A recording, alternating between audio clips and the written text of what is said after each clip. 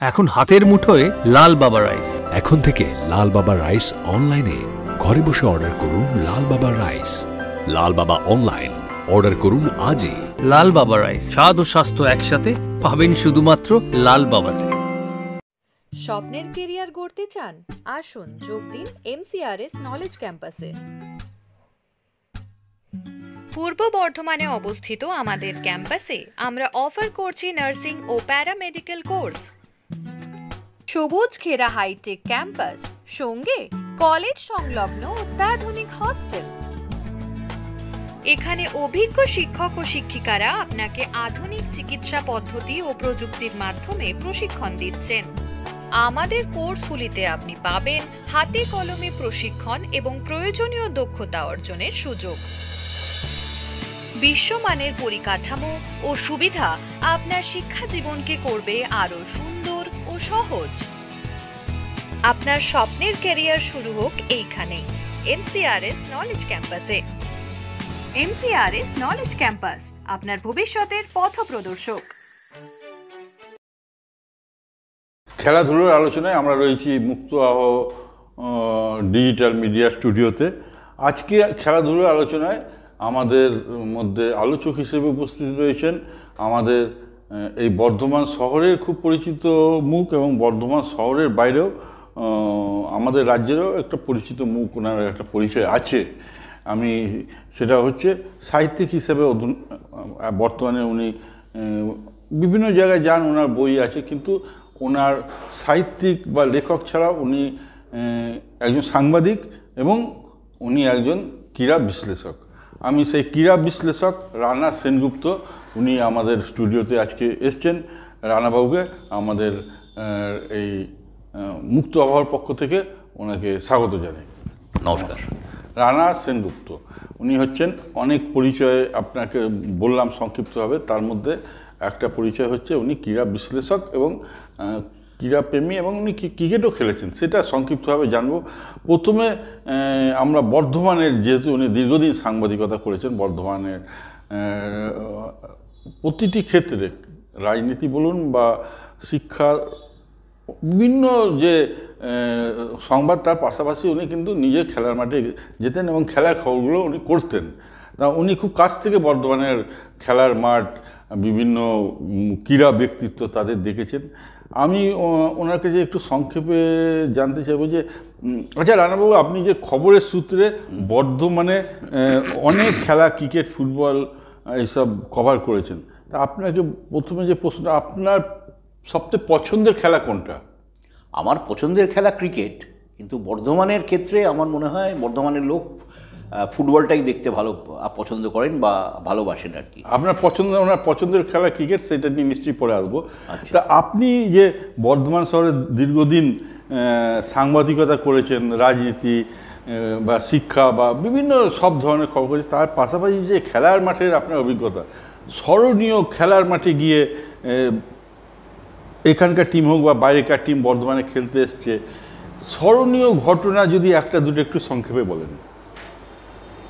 স্মরণীয় ঘটনার মধ্যে হচ্ছে, আমি তখন মানে একথা স্বীকার করতে আমাদের কোনো আপত্তি নেই যে পুরুষোত্তম সামন্তের মুক্ত বাংলার পত্রিকা থেকেই আমাদের অনেকেরই উত্থান। শুধু আমি নই, আমার সময়কার অনেক বড় বড় সাংবাদিকই এই পত্রিকার সঙ্গে জড়িত ছিলেন। তো সেই সময়ে আমি মোটামুটি যেচে পড়ে খেলার মাঠটা নিয়েছিলাম।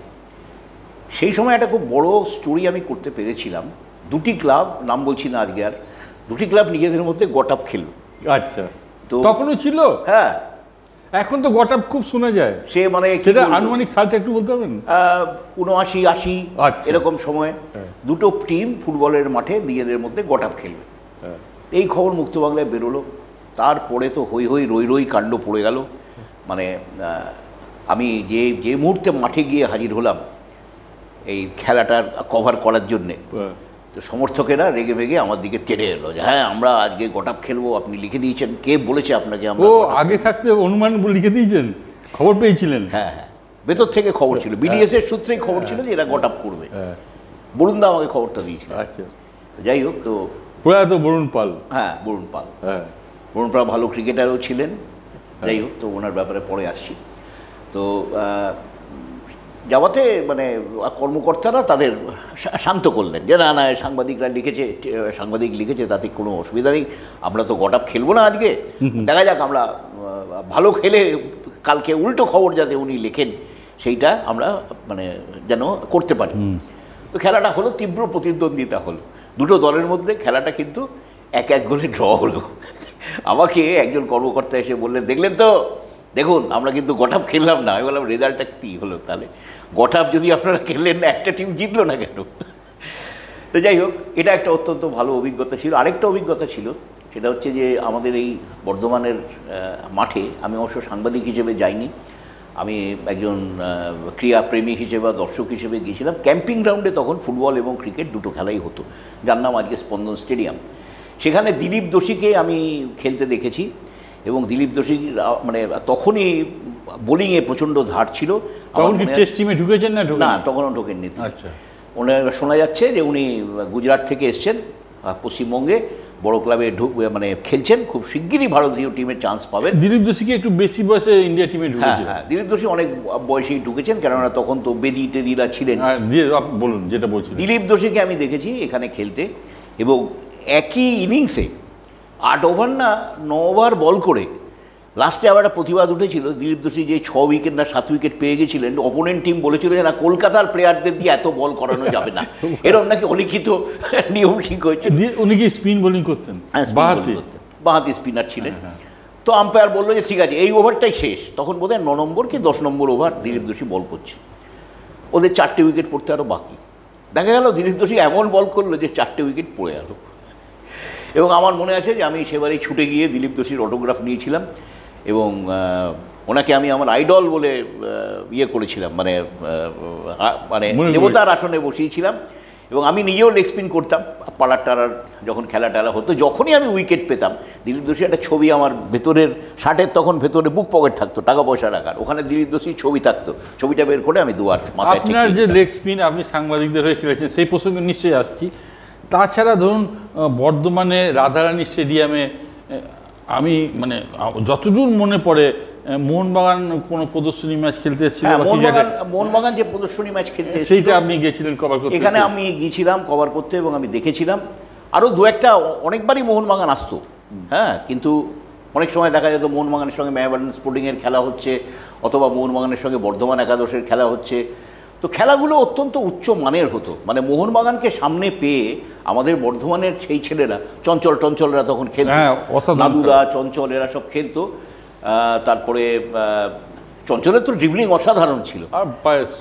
তারপরে এই খেলাটা কিন্তু খুব মানটা খুব বড় হতো, মোহনবাগান হয়তো জিততো 1 গোল কি 2 গোলে হয়তো মোহনবাগান জিততো। দর্শকদের উচ্ছ্বাস, হ্যাঁ, দর্শকদের প্রচণ্ড পরিমাণে দর্শক আসতেন। এই রাধারানী স্টেডিয়াম সদ্য হয়েছে তখন, সব মানে গ্যালারিটা পুরোটা তৈরি হয়নি, তাতেই যা মাঠে ভিড় হতো অচিন্তনীয়। আচ্ছা, তারপরে দ্বিতীয় কথা যেটা হচ্ছে, সেটা হচ্ছে এই যে এই মাঠে আগে কিন্তু প্রচুর পরিমাণে দর্শক আমরা দেখতাম।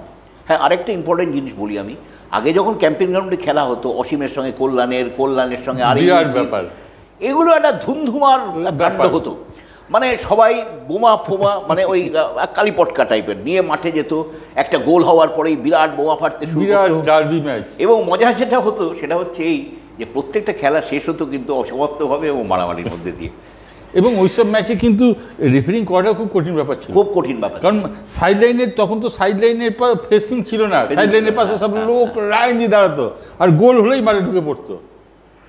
এবং আমার একবার মনে আছে যে বোধহয় একটা খেলায় ছোট দলের সঙ্গে খেলছে অসীম মেমোরিয়াল ক্লাব, চঞ্চল মাঝ মাঠ থেকে বল ধরলো, দুপাশে দুটো উইং মানে হাফ ব্যাককে নিয়ে ও ছুটতে শুরু করলো, ছুটতে ও অ্যাটলিস্ট গোল করে দিল। তো রেফারি গোলটা দিল না, কেন না সমর্থকরা বাইরে থেকে যে গোলকিপারের প্যান্ট টেনে দেবে, ওই তখন ফেন্সিং ছিল না তখন। এসব অনেক মজার ঘটনা ঘটতো, যেটা ইদানিং আর নেই।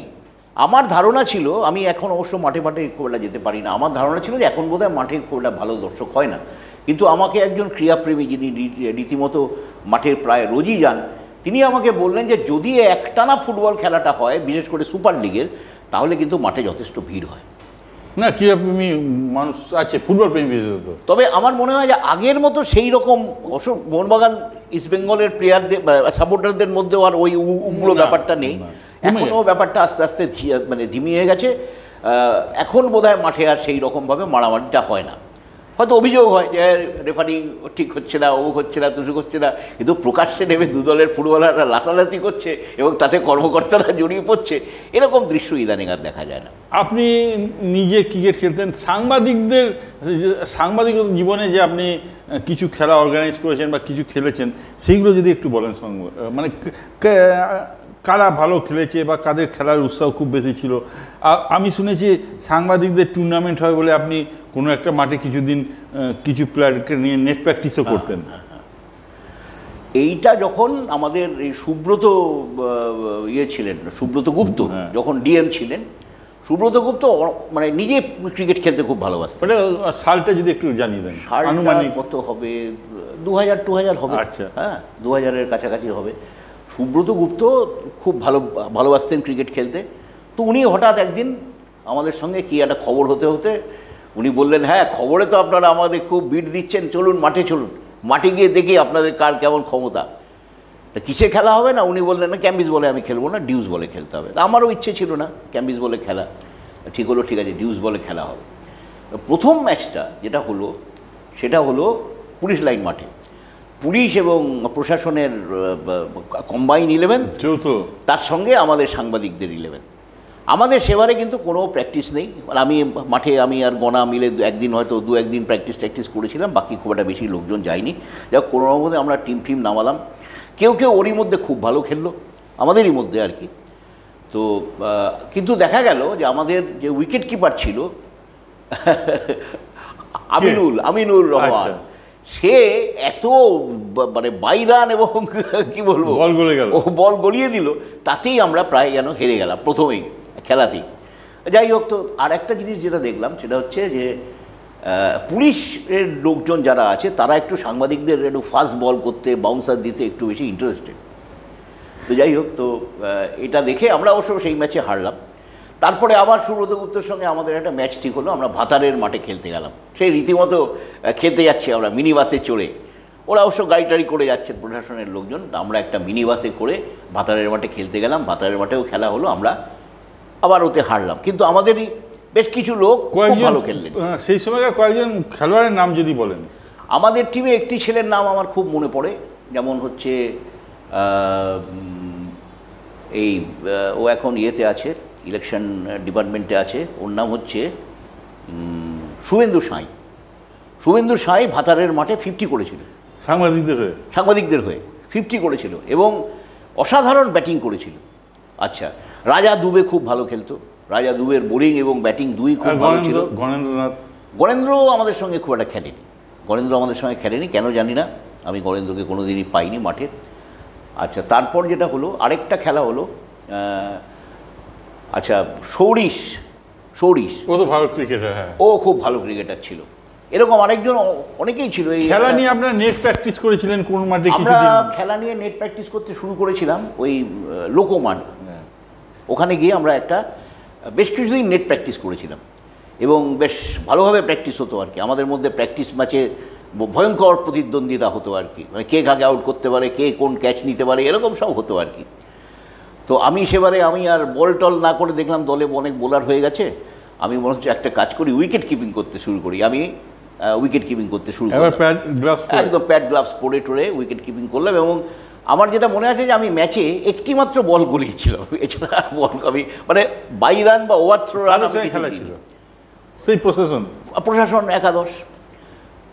একাদশ আমরা একটা ত্রিদলীয় টুর্নামেন্ট করার কথা ভেবেছিলাম, কিন্তু যারা ছিলেন তখন ডিএম এবং এসপি এরা সব বদলি হয়ে যাওয়াতে এই পরিকল্পনাটার করেনি। নাহলে আমরা একটা 3 সাইড ম্যাচ খেলতাম আর কি, মানে 2 দিন খেলা হতো, একদিন আমাদের সঙ্গে 3 দিন খেলা হতো, একদিন আমাদের সঙ্গে প্রশাসনের, একদিন আমাদের সঙ্গে পুলিশের, একদিন প্রশাসনের সঙ্গে পুলিশের। যাই হোক, এটা হয়নি। তবে আমি এই যে অর্গানাইজ করেছিলাম তার ফলে যেটা হয়েছিল, সাংবাদিকদের সঙ্গে প্রশাসনের কিন্তু সম্পর্কটা অনেক সহজ হয়েছিল। আজকে আমি জানি না কেউ এই ধরনের অর্গানাইজ করেন কি না, তবে যেটা ঘটনা ঘটলো যে আমাদের সময়ের পরে এইটা বোধহয় আর নেই আর কি এই মুহূর্তে। একটা প্রসঙ্গে, আপনি যেহেতু দীর্ঘদিন সাংবাদিকতার সঙ্গে যুক্ত ছিলেন এবং এখনও আছেন হয়তো, যে এই যে জেলার মাঠের খেলা, এটা কি মিডিয়ায় সেভাবে প্রচারে আসে? না, প্রচারে আসে না স্বাভাবিকভাবে।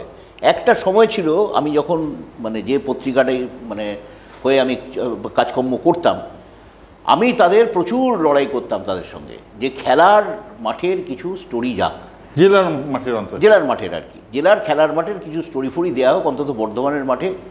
তো সেখানে দেখা যেত যে বর্ধমান ইউনিভার্সিটি অনেক বড় বড় বিশ্ববিদ্যালয়ের টুর্নামেন্ট খেলতে যেত, সর্বভারতীয় আন্তঃরাজ্য এসব মানে অনেক খেলতে যেত।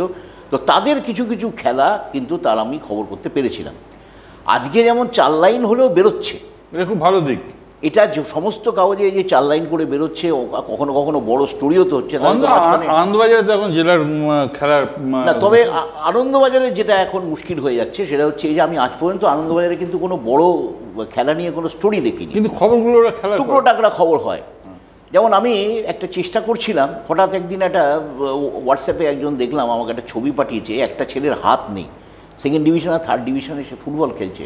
ছেলেটাকে আমি কিছুতেই কাল্টিভেট করতে পারলাম না, ওকে পেলে আমি নিজে একটা স্টোরি করতাম এবং কোনো না কোনো কাগজে মানে সম্মানের সঙ্গে ওর স্টোরিটা ছাপাতাম, কারণ এটা খুব মানে উল্লেখযোগ্য স্টোরি ছিল। আমি দেখলাম না যে কোনো কাগজে এই ধরনের স্টোরি হলো।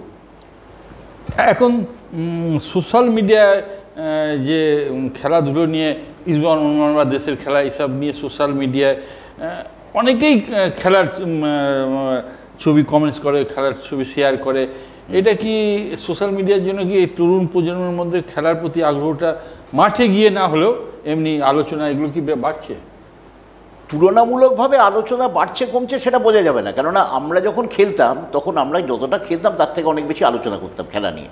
আমাদের রোয়াকের আলোচনাগুলোই ছিল মূলত খেলা কেন্দ্রিক। এখন তো রোয়াক নেই, কিন্তু সোশ্যাল মিডিয়া আছে। হ্যাঁ, সোশ্যাল মিডিয়া আছে। এখন সোশ্যাল মিডিয়াতে এই যে ব্যাপারগুলো আসছে, এটা একদিক থেকে ভালো যে হ্যাঁ লোকে অন্তত ভাবছে যে হ্যাঁ এই ছেলেটা ভালো খেলছে বা এইটা এরকম করছে। তারা তো মাঠে অতটা যায় না, টিভিতে খেলা। মাঠে তো যাই হোক যান বা না যান, কিন্তু এইগুলো এই যে মাঠে দর্শক চর্চাটা হচ্ছে, মাঠে দর্শক টানতে গেলে মানে পত্রিকার কীরকম ভূমিকা আছে আমি আপনাকে একটা ঘটনার কথা দিয়ে বলি।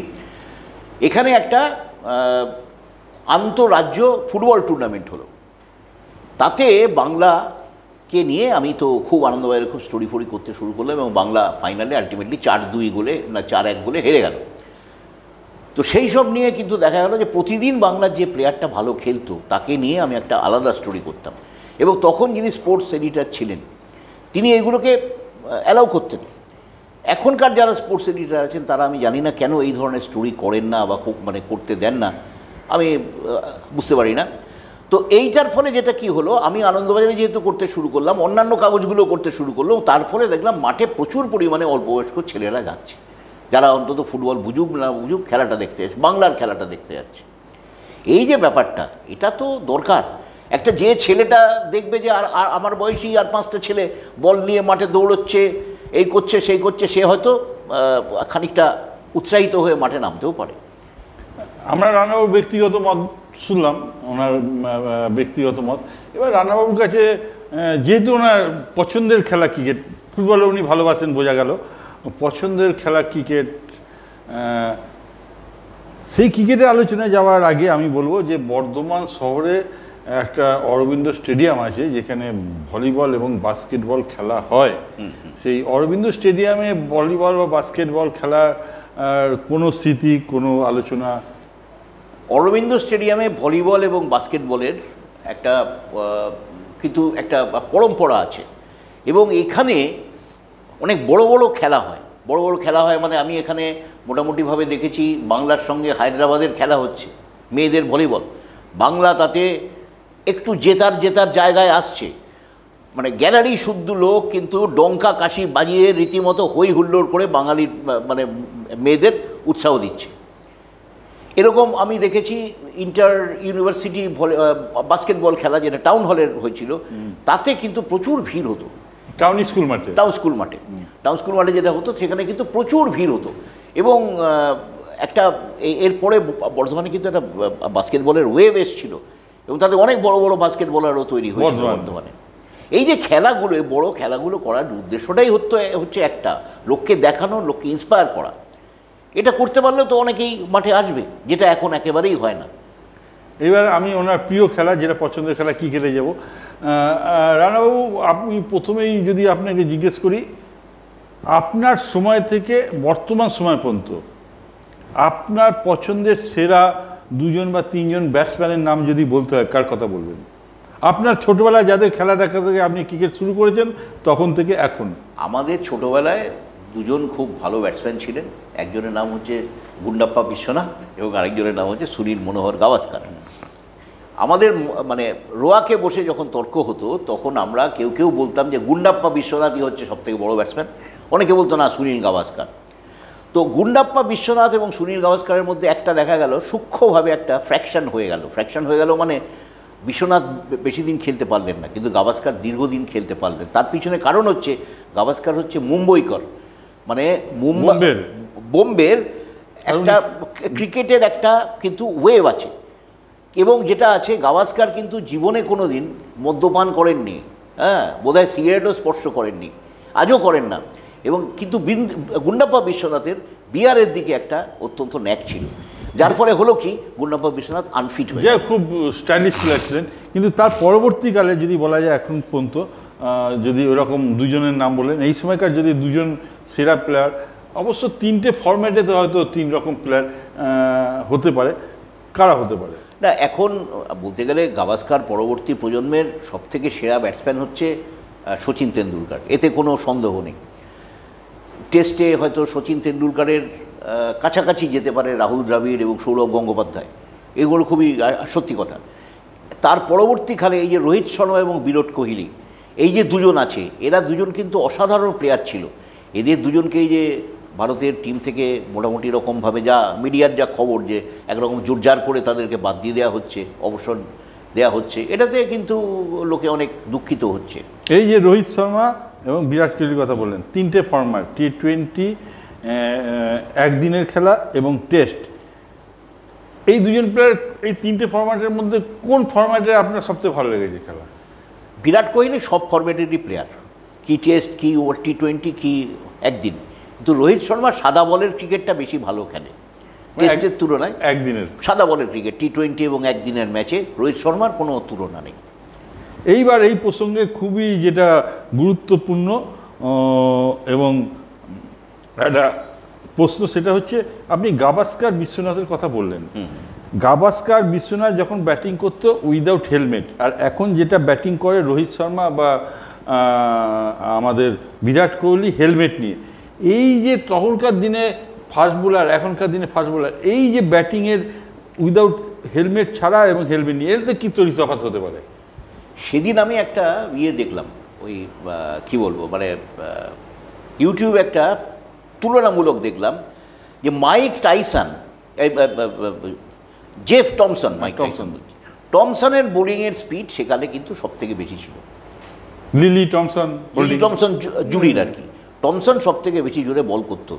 এবং আজকে 140 কি 150 এই স্পিডে বল করতে পাওয়া প্লেয়াররা কিন্তু বেশি দিন ওই স্পিডে বল করতে পারে না। যেমন জসপ্রীত বুমরা, লাস্ট যে ইংল্যান্ডের টেস্ট ম্যাচ হয়েছিল তাতে জসপ্রীত বুমরা সেকেন্ড ইনিংসে একটি মাত্র 140, জসপ্রীত বুমরা মোটামুটি আনুমানিক বলের স্পিড কত? 140-এর ওপরই নিঃসন্দেহে। কিন্তু জসপ্রীত বুমরা লাস্ট ইংল্যান্ড ট্যুরের শেষ যে টেস্ট ম্যাচটা হয়েছিল, যেটা ড্র হয়ে গেল, তাতে কিন্তু জসপ্রীত বুমরার একটি মাত্র বল করতে পেরেছিল, যেটা 140-এর বেশি। আমাদের একমাত্র ফাস্ট বোলার কপিল দেব অনেকদিন টানতে পেরেছিলেন। টানতে পেরেছিলেন, তার কারণ হচ্ছে কপিল দেব কিন্তু কোনো ফরম্যাটের নয়, প্লেয়ার নয়, বা কোনো কোচিং ক্যাম্প থেকে তাকে তৈরি করে দেওয়া হচ্ছে। কপিল ছিল একটা আউট অ্যান্ড আউট প্রতিভা। এবং কপিল যদি 83-তে বিশ্বকাপটা না জিততো, কপিলস ডেভিলস, তাহলে কিন্তু ক্রিকেট নিয়ে এতটা উন্মাদনা হতো। এবং শুধু ক্রিকেট না, সেই ম্যাচ, যে ম্যাচটা জিম্বাবুয়ের বিরুদ্ধে ছিল, যেটা আমরা টিভিতে দেখার সুযোগ পাইনি, হ্যাঁ, সেই ম্যাচটা যদি কপিল দেব বার না করে আনতে হতো। এইবার আমি যেটা বলছি, যে প্রশ্নটা আপনাকে করেছিলাম, ও তখন যারা খেলতো ওই রকম fast bowler Thomson, lily, holding, তাদের বিরুদ্ধে বিনা হেলমেটে আমাদের খেলছে। আমাদের গাভাস্কার বা বিশ্বনাথ যেমন খেলতো, তেমন ওইদিকে লয়েডও খেলতো। আর এখন এরা হেলমেট নিয়ে খেলে, অনেক রকম গার্ড নিয়ে খেলে। এর সুবিধে তফাৎটা কি? আমি ক্লাইভ লয়েডের একটা সাক্ষাৎকার দেখেছিলাম বা পড়েছিলাম, যতদূর মনে পড়ছে, আমি কিন্তু সব স্মৃতি থেকে বলছি। ক্লাইভ লয়েড একবার বলেছিলেন যে হেলমেট পরে ব্যাট করাটা আমি কাপুরুষোচিত বলে মনে করি। ওরা ফাস্ট বোলাররা ফাস্ট বল করবে, ওরা বাউন্সার দেবে, আমি তো হুক করতে জানি। মহিন্দ্র রমননাথও কিন্তু তাই, গোড়ার দিকে মহিন্দ্র রমননাথ কিন্তু হেলমেট ছাড়া খেলতো। পরবর্তীকালে যখন টিমে বাদ পড়ে গেল, মহিন্দ্র রমননাথের উপর অনেক অবিচার হলো, টিম থেকে বাদ পড়ে গেল, যে কিনা বিশ্বকাপের সবথেকে ভালো প্লেয়ার 83 বিশ্বকাপের। তো সেখানে আমি দেখলাম যে মানে পরবর্তীকালে যখন মহিন্দ্র রমননাথ ফিরলেন তখন তিনি কিন্তু স্টান্স বদলালেন এবং হেলমেট পরে এলেন। হেলমেটটা অনেকটা নিরাপত্তা দেয়, এতে কোনো সন্দেহ নেই। বা এখনকার যুগে যে সমস্ত ক্রিকেট ইকুইপমেন্টস পরে ব্যাটসম্যানরা নামেন তাতে অনেকটা তাদের নিরাপত্তা দেওয়া হয়। আর সঙ্গে ব্যাট করছে, এটা খুবই সত্যি কথা। তো ওই জোরে একটা ওরকম ডিউস বল যদি কারোর মাথায় কানের কাছাকাছি প্রাণহানি হতে পারে, প্রাণহানি তো ঘটবেই। এ তো কিছুদিন আগেও কিম হিউজ বলে একটি প্লেয়ার মারা গেল মাঠে পড়ে গিয়ে। এটা ব্যবহার ঠিক আছে, কিন্তু সেই সময়ের প্লেয়াররা তাহলে কতখানি স্কিল বেশি ছিল এটা তো স্বীকার করবেন। তখনকার যুগে আমি একটা কথা বলি, আমি আরেকটু পুরনো দিনে যাচ্ছি। তখনকার যুগে টেস্ট খেলাটা হতো মূলত, টেস্টে বিজয় হাজারে থিতু হতে, মানে তিনি ক্রিচে ঠিকমতো সেটেলড হতে গেলে তার প্রায় 90 মিনিট লাগতো। যেমন বয়কট, যেমন 90 মিনিটে, 90 মিনিটের ফুটবল ম্যাচ শেষ হয়ে যায়, শুরু হয় এবং শেষ হয়। তো তখন যেটা হতো, অনেক বড় বড় ব্যাটসম্যান ছিলেন যারা কখনো সানগ্লাস ইউজ করতেন না, কেননা চোখের মধ্যে একটু ইয়ে হবে। তখন আইসাইটটা ছিল খুব বড় ব্যাপার, যে বোলারের হাত থেকে বল পড়ার সঙ্গে সঙ্গে আমাকে বুঝতে হবে বলটা ইনসুইং করবে না আউটসুইং করবে না বাউন্সার হবে, এটা তারা বুঝতে পারতেন। এইবার যে আমি আর একটা ক্রিকেট নিয়ে আপনার প্রশ্ন করি, যে আইপিএল শুরু হওয়ায় বিদেশি অনেক প্লেয়াররা এখানে আসছে, ক্রিকেটের জৌলুস বেড়েছে। এর জন্য কি আইপিএল হওয়ার জন্য কি ভারতীয় দলে ক্রিকেট প্রতিভা বাড়ছে? না, এটা খুবই সত্যি কথা যে টি20 বা একদিবসীয় ম্যাচে এই আইপিএল ভারতকে প্রচুর সাপ্লাই লাইন তৈরি করে দিয়েছে। ভারতীয় টিমে এখন আপনি ব্যাটসম্যান বলুন, বোলার বলুন, কখনো ইয়ে নেই, একজনের পিছনে একজন দাঁড়িয়ে আছে। যেমন আজকে দেখুন আপনি কুলদীপ যাদবকে গোটা ইংল্যান্ড ট্যুরে খেলানো হলো না, এখানে পরপর 2টো ম্যাচে নামলো, 7টা উইকেট পেয়ে গেল মাত্র 25 রান দিয়ে। তাও বোধহয় প্রথমটাতে পুরো বল করেনি, দ্বিতীয়টাতে 4 ওভার বল করলো পাকিস্তানের এগেনস্টে। দেখা যাচ্ছে কিন্তু কুলদীপের পিছনে একজন লোক বসে আছে, হ্যাঁ, সে খেলার জন্য তৈরি, আইপিএলের জন্য।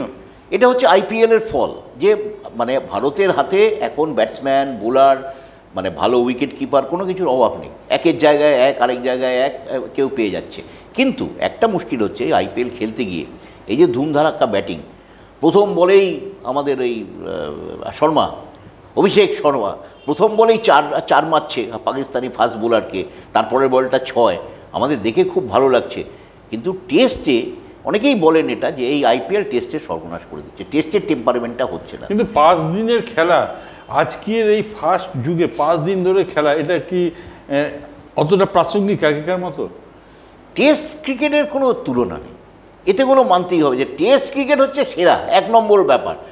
আপনার তুলনা হোক বা না হোক, এটা অনেকটা ধরুন আপনি বর্ধমানের সীতাভোগ ময়দানের মতন, মানে আপনি হয়তো এখন আর খান না, আপনি বলবেন যে আগে অনেক ভালো হতো, এখন খুব খারাপ হচ্ছে। কী বলে আমাদের ওই যিনি ওইদিকে বড়বাজারের দিকে যে দোকানগুলো আছে নাগেদের, ওরা খুব ভালো সীতাভোগ মিহিদানা বানাতো, এখন আর সেরকম হয় না। কিন্তু মাঝে মাঝে আপনাকে কিন্তু বর্ধমানে কোনো আত্মীয় স্বজন বেড়াতে গেলে আপনাকে কিন্তু সীতাভোগ মিহিদানাই কিনে দিতে হয়। টেস্ট ক্রিকেট হচ্ছে ওইটা।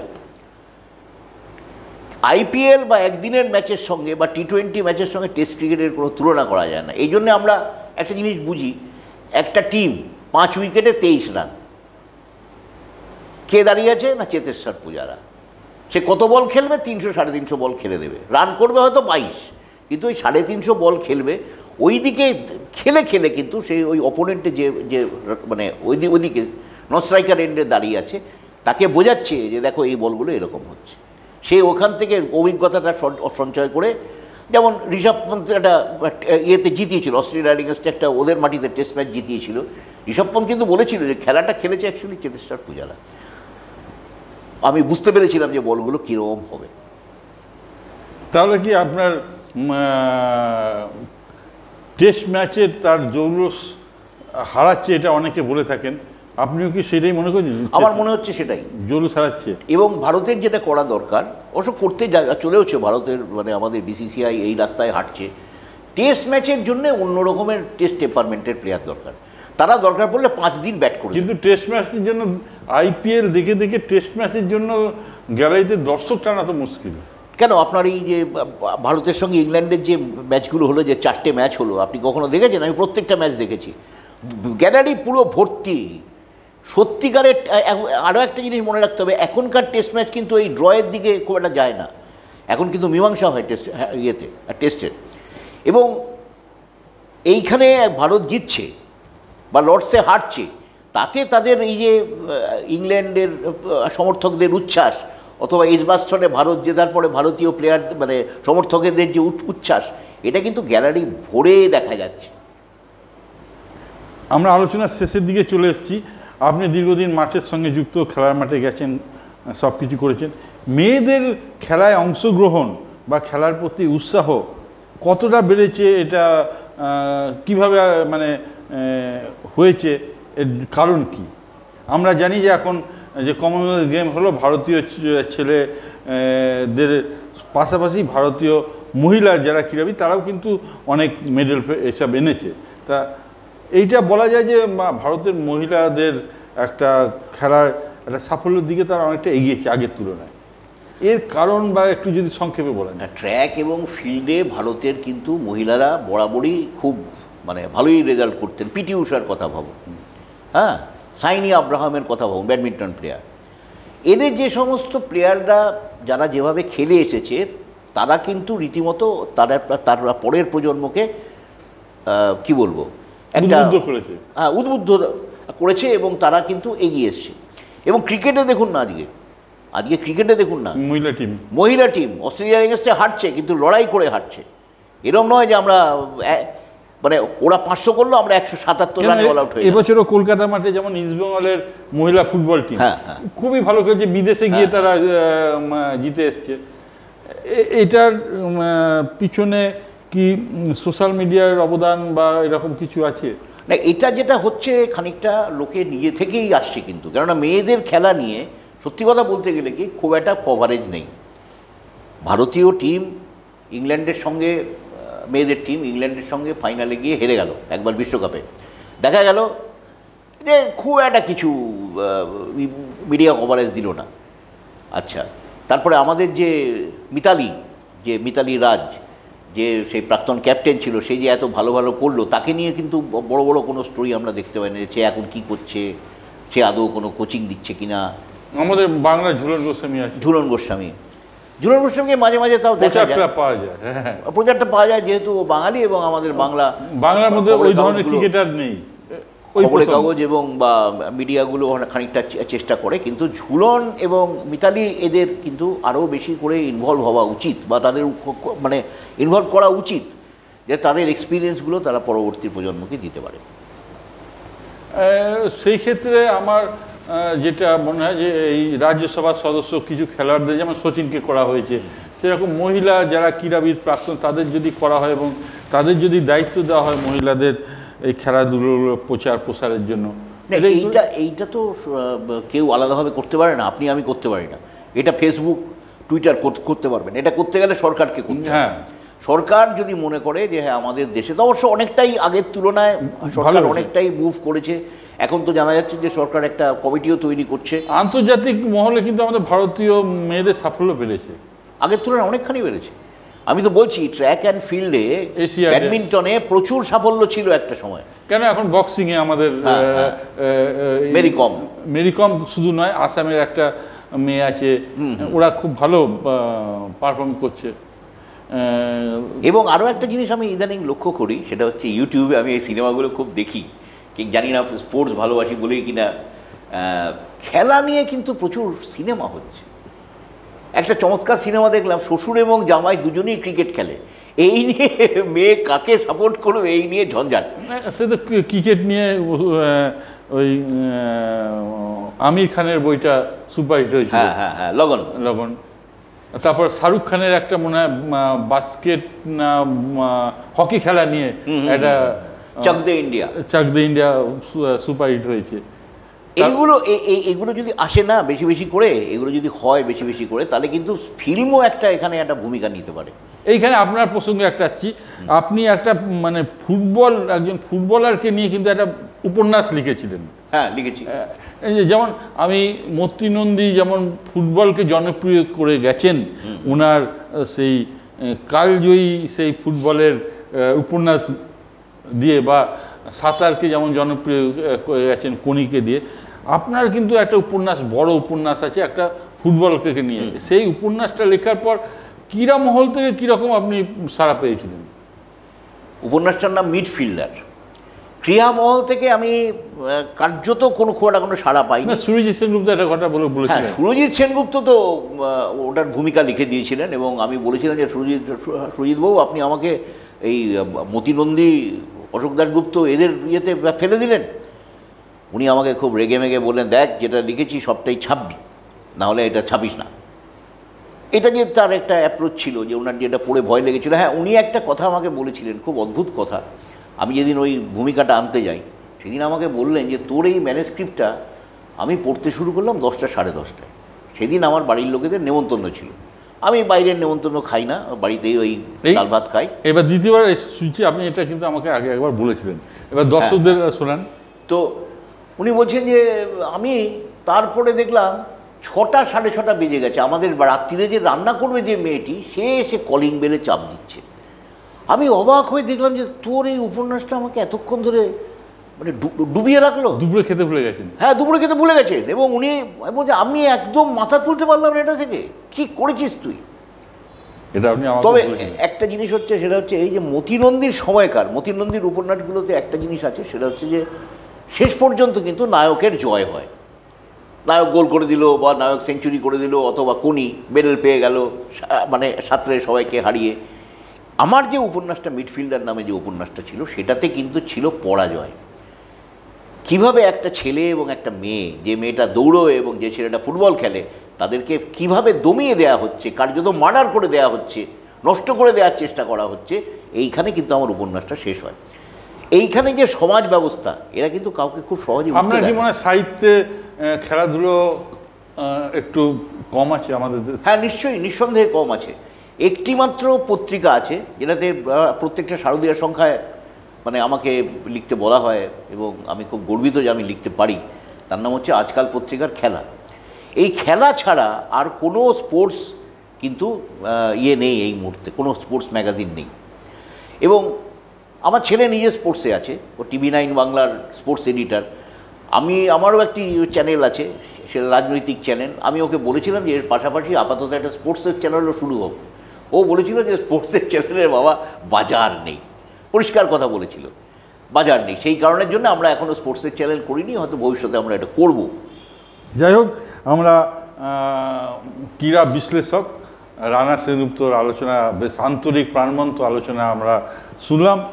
আগামী দিনে আমরা নিশ্চয়ই রানাবাবুকে আমাদের স্টুডিওতে আবার এরকম প্রাণবন্ত খেলাধুলো নিয়ে আলোচনা করার জন্য ডাকলে উনি নিশ্চয়ই সাড়া দেবেন, এই আশা নিয়ে ওনাকে ধন্যবাদ জানিয়ে আমাদের বক্তব্য শেষ করছি। নমস্কার।